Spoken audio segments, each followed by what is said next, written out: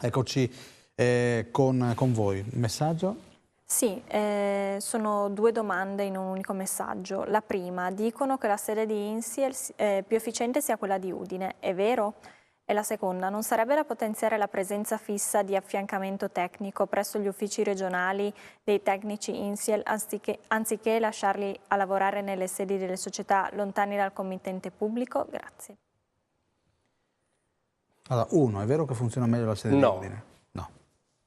no, No, perché funziona meglio quella di Trieste? no, perché funzionano tutte bene. Ah, e la seconda? La seconda sì, è una cosa che stiamo verificando di poter fare e io devo dire che sono convinto che sia un'ottima idea Quindi spieghiamo bene. affiancare, diciamo, personale tecnico direttamente negli uffici in cui noi operiamo. Ah, vedi, perché quindi era la domanda che facevo prima. Quindi molte volte all'ospedale dicono non è un problema mio, aspettiamo l'INSIEL. Sì, ma sono due, però Scaricabarili un po'. sono due cose diverse. L'uno è quando, diciamo, l'utente che ha lo sportello ha un problema, non sa rispondere a chi è davanti e quindi dice rivolgetevi all'INSIEL. Questa è una cosa che capita.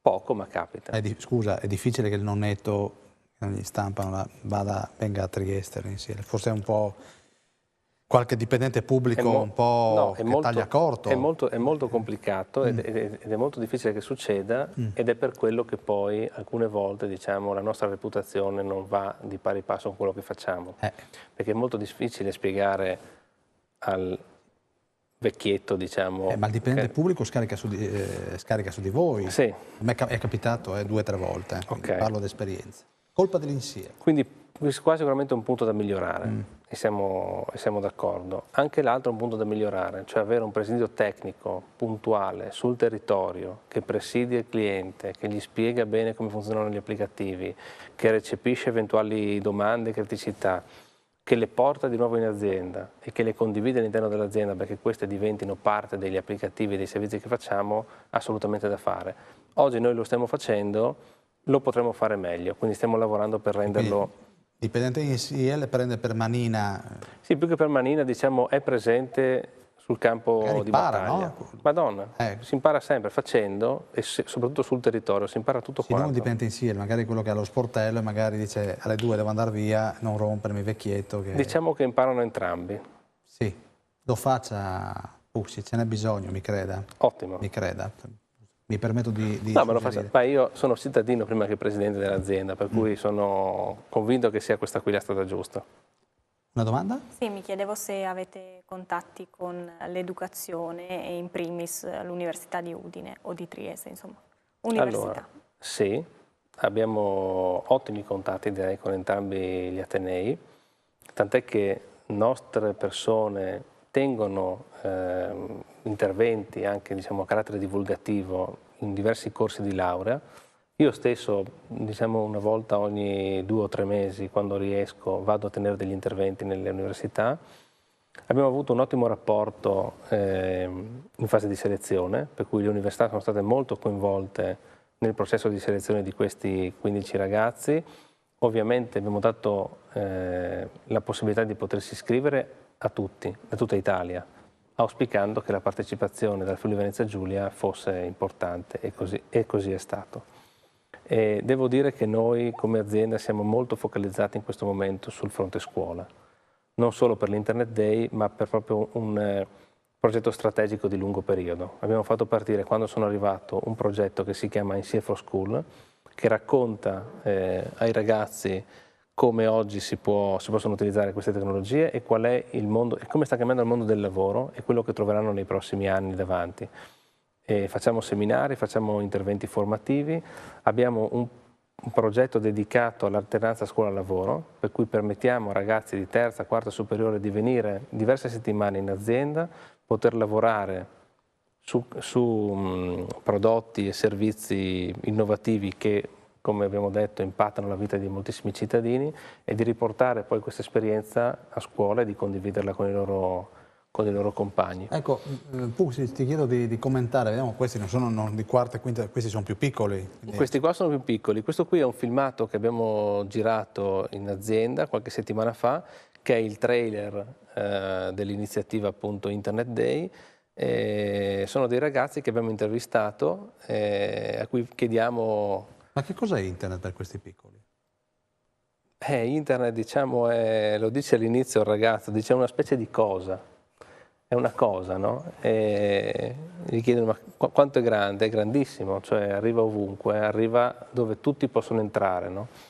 Quindi è anche molto difficile per loro capire le nuove tecnologie. Eppure sono ragazzi che 12-13 anni iniziano ad utilizzare tablet, iniziano ad utilizzare smartphone. E il consiglio che mi sento di dare, insomma, alle persone che ci stanno seguendo è quello di affiancare sempre i figli nell'utilizzo di queste tecnologie. Questi bambini, ecco, quella più brutta, le varie domande chiave rivolte a questi piccoli, penso sia nelle scuole elementari? Sì, sì, scuole elementari. La cosa più brutta di internet che rispondono qui è che costa, ti fa spendere soldi. E poi la ragazzina, questa ragazza qui, dice che alcune volte vengono pubblicate cose brutte. Per cui, ripeto, è molto importante stare vicino a questi ragazzi affinché capiscano oggi quanto gli possono essere utili le nuove tecnologie, ma che come ogni cosa ovviamente deve essere imparata, deve essere capita, deve essere usata nel modo corretto. Questo è fondamentale proprio. Però il computer può essere anche un buon, visto che ci sono tanti genitori che appaltano i propri figli, magari vai sul computer così non rompi tanto. Succede? Succede, ahimè, troppo spesso. Glielo dice uno che è convinto che il libro di carta sia la cosa migliore del mondo. Per cui ci vuole sempre il giusto compromesso. Oggi le nuove tecnologie ti permettono di fare cose o di imparare in un modo nuovo rispetto al passato. Torniamo sempre all'esempio di prima. Io ho studiato sui libri di carta, io sottolineavo con l'evidenziatore e con diversi pennarelli colorati.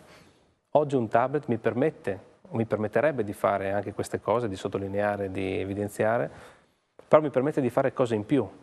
Per esempio mi permette di fruire di contenuti multimediali, come video, come foto, mi permette di interagire in modo dinamico con lo strumento, cosa che con un libro purtroppo non posso fare. Ci sono dei simpatici filmati in rete dove tu vedi un bambino di 2-3 anni che si avvicina alla televisione o si avvicina ad una rivista e cerca di zoomare perché pensa che anche quella rivista lì sia un tablet. No? Sono talmente abituati a farlo che lo fanno anche sulle riviste di carta. Ecco, non bisogna mai perdere la bussola, secondo me. Cioè, ci vuole il giusto compromesso. Leggiti il libro di carta, dopodiché ti faccio fare altre cose sul tablet. Senta, come siamo con la digitalizzazione nelle imprese? Si potrebbe fare molto di più, molto di più. Oggi le statistiche dicono che meno del 4% delle aziende vende i propri prodotti o servizi online. Quindi vuol dire che c'è un 96% di aziende che potenzialmente potrebbe farlo e non lo fa. Ma scusi, perché? Il motivo è sempre lo stesso, è la cultura. No, non sono i soldi. Oggi costa molto poco, cioè l'accesso alle piattaforme di e-commerce ormai è diventata una cosa di tutti i giorni. Ma c'è ignoranza allora? Si conosce poco? Si conosce poco, si conosce poco. Questo è proprio il problema che viene rilevato ad ogni tavolo. Siamo fanalino di coda anche qui? No, siamo meglio di altri paesi perché l'Italia ha un forte export, per cui tendenzialmente noi siamo un paese che esporta nel mondo e che quindi ha trovato in internet una porta di accesso per vendere in tutto il mondo. Commentiamo assieme questo. Questo è il progetto Hermes, partito 10 anni fa, e aveva l'ambizione di essere un progetto molto innovativo, che in effetti è, ed era quello di cablare tutti i comuni, quando parlo di comuni parlo proprio dell'ente comune, del Friuli Venezia Giulia, in una rete che è molto estesa, come si vedeva qui sono 2200 chilometri. Tutti i comuni hanno... Sono tutti connessi, lo saranno entro la fine di giugno, e ormai ne mancano una dozzina, e sarà la più grande ed estesa rete di telecomunicazioni a controllo pubblico d'Italia.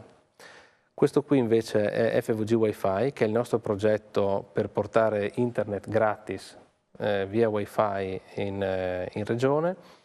Che cosa succede? Ci sono degli hotspot, normalmente nei punti a massima affluenza, quindi penso alle piazze, penso all'atrio del comune, dove è possibile accreditarsi e navigare gratuitamente. Oggi gli utenti registrati sono 34.000 abbiamo un aumento di circa 250 utenti a settimana e è un servizio utilizzatissimo.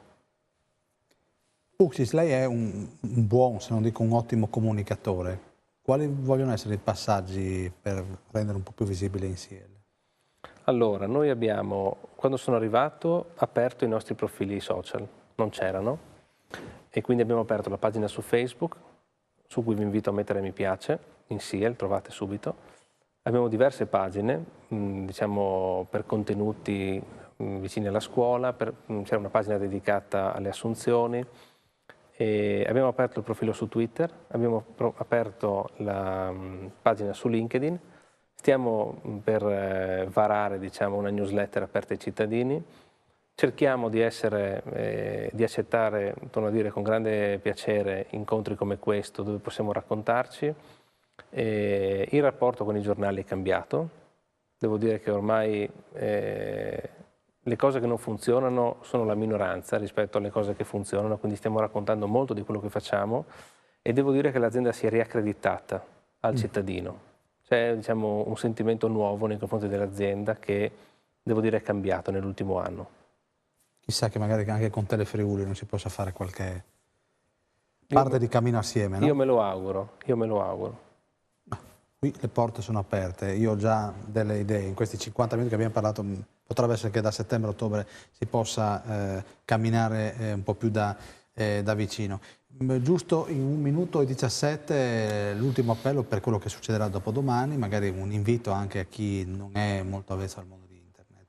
Allora, in 1 minuto che manca, l'unica cosa che mi sento di dire è visitate il nostro sito. Abbiamo fatto un sito dedicato all'iniziativa, si chiama internetdayfvg.it, è quello che si vede in questo momento sul vostro televisore. Trovate l'elenco di tutte le iniziative divise per settore, per cui scuola, cittadini, imprese, pubblica amministrazione. Ce ne sono su tutte le province, ad ogni ora del giorno, per cui ne scegliete uno o più di una e partecipate numerosi.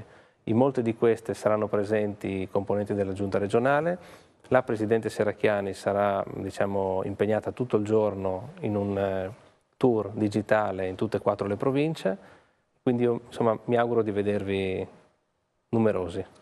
Presidente Puxis, grazie e buon lavoro. Grazie a voi dell'invito. Un saluto a